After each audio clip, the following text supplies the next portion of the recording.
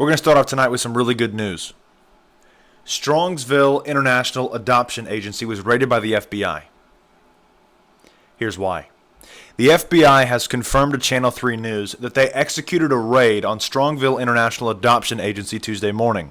Back in December, the U.S. Department of State debarred European Adoption Consultants, or EAC, from continued operations, citing a pattern of serious, willful, or grossly negligent failure to comply with standards for international adoption.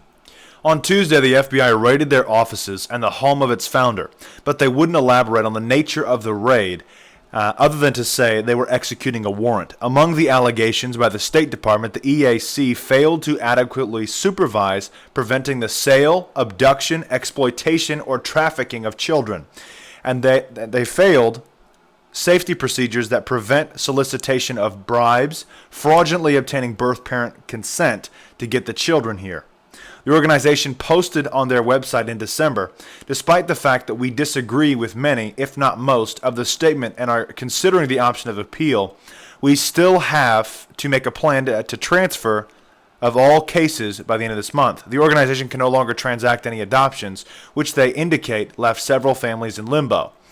Well, I'll tell you what, it would appear as though there was a human trafficking operation going on, and the FBI is doing its job. Now, of course, think back to just last week when Trump signed a human trafficking executive order. Think about what's going on right now. We're seeing a lot of these incidences pop up in the news. Something massive is going on. I mean, there was over, I think within the past week and a half, 500 people arrested for trafficking or pedophilia or related to pedophilia. That's really, really, really good news, folks. Really good news. Something big is going on right now. We're not seeing the whole picture with it all. But I'm really considering that this might actually have to do with Pizzagate. And you really got to wonder, just how big is Pizzagate? How big is it? We've seen journalists totally shut down by mainstream media. One of them was Ben Swann. Where did Ben Swann go? He just went back to his day job. He no longer could do his investigative journalism anymore. Why? Was it a threat? What was it? Was he paid? Was he bribed? How big is this thing? How big is it? That's the question. And I think a lot of people are getting the point that we're really witnessing some internal warfare going on right now within the administration, within the White House, within the government. Our government is divided, totally divided. There's a lot of dramas, and there's a lot of covert warfare. Kellyanne Conway was banned from Morning Joe. Now, I don't watch Morning Joe. I don't know if you guys do, but I just thought this was rather interesting because it's proving a point. The rift, the division between Trump and the mainstream press. They're at war. But it's not just the mainstream, fake stream press. It's the CIA. It's individuals within the clandestine services that they're at war with. Now, listen, you all know that we are not pro-Trump. As I said before, we will watch, and if he does something good, then of course we'll report on it. If he does something bad, we're also going to report on it. But what we're witnessing right now is a massive internal covert warfare operation. And whoever is behind it all, they're pushing back pretty hard, as we can see. Instead of engaging directly in covert warfare out of sight, the individuals who are involved in the CIA or the clandestine services, they're trying to sway the public's opinion. Which is why the Illuminati and the agentures of the Illuminati bought the press. And when they bought the press, they then issued propaganda. And then, of course, the government legalized propaganda under the NDAA. So what they're doing here is we're seeing so many organizations pop up that are anti-Trump administration, that are anti-freedom, I'm not trying to make a direct connection between Trump and freedom. I'm just saying, because a lot of them are tied directly to communism and socialism. That's the side that it is. No, I know that was a little tangent, so I apologize, but hang on. So we have the agent tour of the Illuminati, who is behind the mainstream press. And instead of engaging in covert warfare behind the scenes, we're actually seeing it being brought to sway the public's opinion. And when they begin to sway the public's opinion, well, then we have things like riots and protests, and it's all based on bias rather than fact. And this division cannot stand, because eventually it leads to discord and distress, and then civil war and unrest. Now, from my opinion and from my research, now I'm not trying to call Trump anything yet, don't jump your guns, just listen. From our research, they own both sides. We have yet to see how this is all going to play out. Now, we also know for a fact that nothing is going to stop, doesn't matter who is in the White House, nothing is going to stop God's plan and God's agenda, which is all laid out for us in the Bible. But before we get into that part of this, let's continue. The war. See, we're seeing it. The war. They're actually calling this a war between Donald Trump and the mainstream media. Escalated Wednesday morning when MSNBC's Mika Brzezinski declared that Trump advisor Kellyanne Conway will no longer be invited onto the popular morning show Morning Joe. She's not credible anymore. Well, who is to say she isn't credible? Conway became persona non grata after a difficult few days for the senior advisor. As National Security Advisor Michael Flynn's resignation unfolded this week, Conway repeatedly contradicted statements from the White House and appeared out of the loop. And appeared, here's the key question, what if it was designed? What if they don't want you to know what's all going on? Because there's so many leaks. She was also scolded by the Office of Government Ethics for promoting Ivanka's Trump clothing line on Fox News. Brzezinski's had enough. Every time I've ever seen her on television, something is askew, off, or incorrect. This morning, Brzezinski said that Conway will no longer be interviewed on Morning Joe, so long as Brzezinski. It's giving people dishonesty. It's not worth the interview. Joe Scarborough, Brzezinski's co-anchor, agreed. She goes out and lies, and you find out about those lies a couple of hours later. Scarborough said Conway is out of the loop and absent from key meetings within the administration.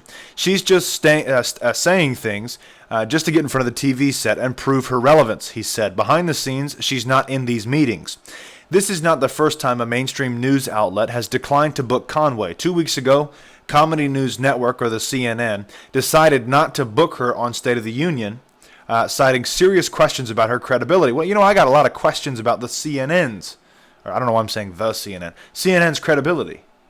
They're fake news. They push fake stories all the time. But anyways, before we get off track with calling people fake news and things, obviously, we're focused on the rift and exposing what this rift is. Let's keep going, because it gets worse. Trump knew for weeks that aid was being misleading over Russia, White House. U.S. President Donald Trump knew for weeks that National Security Advisor Michael Flynn had misled the White House about his contacts with Russia, but did not immediately force him out. An administration spokesman said on Tuesday, Trump was informed in late January that Flynn had not told Vice President Mike Pence the whole truth about conversations he had before Trump took office with Russia's ambassador to the United States. White House spokesman Sean Spicer said, Pence learned of the incomplete information that he received from Flynn when news reports surfaced late last week. Spokesman Mark Lauder said on Tuesday, Flynn quit on Monday after Trump asked for his resignation, and the president hopes to pick a new national security advisor by the end of the week, Spicer said. The departure was another disruption for an administration already repeatedly distracted by miscues and internal dramas since the Republican businessman assumed the presidency on January 20th. Now, wait a minute. We're not witnessing necessarily internal dramas. We're seeing covert warfare. And shots are firing from both sides all day and all night. And let me just keep reading, okay? The New York Times reported late on Tuesday that members of Trump's campaign and other associates had contact with senior Russian intelligence officials in the year before the November 8th presidential election, although U.S. officials told the newspaper they had not uncovered any evidence that Trump's associates colluded to disrupt the election. Here is that article here. Trump campaign aides had repeated contacts with Russian intelligence. But in the Reuters article, it appears as though that there's not really any evidence that Trump's associates colluded to disrupt the election. Let me go back here. Okay. Trump's campaign and other associates had contact with senior Russian intelligence officials in the year before the November 8th presidential election. Although U.S. officials told the newspaper they had not uncovered any evidence that Trump's associates colluded to disrupt the election. But of course, they're pushing that motive, that narrative, right with the title. Phone records and intercepted calls show that members of Donald J. Trump's 2016 presidential campaign and other Trump associates had repeated contacts with senior Russian intelligence officials in the year before the election, according to 4 current and former American officials. American law enforcement and intelligence agencies intercepted the communications around the same time they were discovering evidence that Russia was trying to disrupt the presidential election by hacking into the Democratic National Committee. 3 of the officials said the intelligence agencies then sought to learn whether the Trump campaign was colluding with the Russians on the hacking or other efforts to influence the election. The officials interviewed in recent weeks said that so far they had seen no evidence of such cooperation. There's no evidence of cooperation. Now, they're saying that they had communications, but there's no evidence of such cooperation. Then where is the evidence that they had communication? You see the covert warfare here? It was mentioned right in the first, I guess the second paragraph. Intelligence agencies. American law enforcement. Who? Can we learn who? Is it the CIA or who? Russian spy ship spotted close to U.S. near Navy submarine base. The Russian spy ship Viktor Leonov on Wednesday morning was spotted 40 miles closer to the U.S. and not far from a Navy submarine base in Connecticut, a U.S. official told Fox News. The ship was spotted 30 miles south of Groton, Connecticut, but it remained in international waters. The U.S. territory boundary extends 12 miles from the coast. The Russian spy ship was currently loitering in the water, the U.S. official said. "We are aware of the vessel's presence," said Lieutenant Colonel Valerie Henderson, a Defense Department spokeswoman. "It has not entered U.S. territorial waters. We respect freedom of navigation exercised by all nations beyond the territorial sea of a coastal state consistent with international law. The spy ship is armed with surface-to-air missiles, but its main functions is to intercept communications and collect data on U.S. Navy sonar capability." This was the furthest north the Viktor Leonov had ever traveled up the eastern seaboard. The Russian spy ship was last seen off of the east coast of the U.S. about 2 years ago, spending time near another U.S. submarine base in Kings Bay, Georgia. In January 2015, the ship was seen in Havana, Cuba. Russia is acting like it has a permission slip to expand influence, test limits of reach. Questions are obvious. Does it? And if so, why? That was by Chris Murphy. The Pentagon expects the Russian spy ship to sail south along the east coast and return to the Caribbean. The deployment of Viktor Leonov was months in the making. Fox News was told the ship is part of Russia's Northern Fleet based along the Barents Sea. The ship crossed the Atlantic and made a port call in Jamaica in the past few weeks, according to officials. So why in the world is a Russian spy ship, I imagine, spying on our intelligence agencies? Why? If they're colluding and working together, why are they still spying on each other? Is it just for appearances? Because, I mean, if they were really colluding, you probably wouldn't want to be seen, obviously. But something strange is going on with all of these stories, reports. Something is going on. And whether it be with the Trump administration or the mainstream media, we have yet to find out. And what I mean is, what's the motive? What is the end game? Obviously, it is about massive division. So where does division lead to? Let me know what you guys think in the comments. China deploying troops at North Korea border after assassination. February 15th, UPI. The assassination of Kim Jong-un's older half-brother at an airport in Malaysia has placed China on alert, and Beijing may have deployed more troops at its border with North Korea in case of a contingency. Chinese Foreign Ministry spokesman Zhang Shuang told reporters at a regular press briefing on Wednesday that his government is paying attention to reports regarding the slaying of Kim Jong-nam. South Korean news agency Yonhap reported, "We are very interested in the progress of the case," the spokesman said, while adding that he cannot confirm whether Kim's family resides in Macau, a special administrative region of China. Kim Jong-nam, who is 45, is believed to have had two families in China, according to Seoul's National Intelligence Service. His first wife and their son live in Beijing, while a second spouse lives with two children and a son and a daughter in Macau. China fears instability at its shared border with North Korea. The news may be behind a Beijing decision to increase the number of troops at the border, according to the Information Center for Human Rights and Democracy, a non-governmental organization in Hong Kong. Here we go again. A report has now come out that the DoD is considering recommending ground troops for Syria. This is obviously a continuation of the Syrian crisis. And as we've just heard Assad say, U.S. forces for many years have not been helping out at all. The Pentagon is reportedly proposing President Trump send conventional ground combat forces into northern Syria for the first time to help speed up the fight against the Islamic State in Iraq and Syria, or ISIS. It's possible that you may see conventional forces hit the ground in Syria for some period of time, one Defense Department official told CNN Wednesday. A Pentagon spokesman told The Hill the department has seen the report but declined to comment. White House Press Secretary Sean Spicer also declined to comment to reporters. Right now, about 500 U.S. Special Operation forces are authorized to be in Syria, though the exact number on the ground fluctuates. But the United States hasn't yet sent conventional forces into Syria. Doing so would significantly increase the U.S. presence in a country with a battlefield complicated by its own civil war. CNN said U.S. officials are characterizing the idea as a point of discussion, not a formal proposal.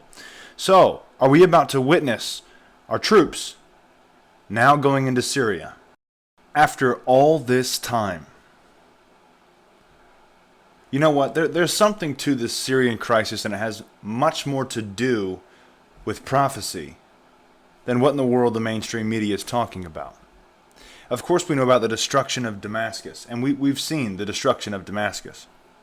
And of course, we saw Albert Pike's letter that World War III would basically come about because of the Islamic forces versus the Zionist forces. And of course, they control both sides. There's an agent tour in the Illuminati who is baiting and playing both sides. Whether it be two agents or multiple or whatever have you, obviously it'd be multiple. This is what's going on. Now, how is this all going to play out? That's still the question. It hasn't really blown up into this massive literal war called World War III yet. But it's brewing. The conflicts, the shifting alliances. We're seeing this play out.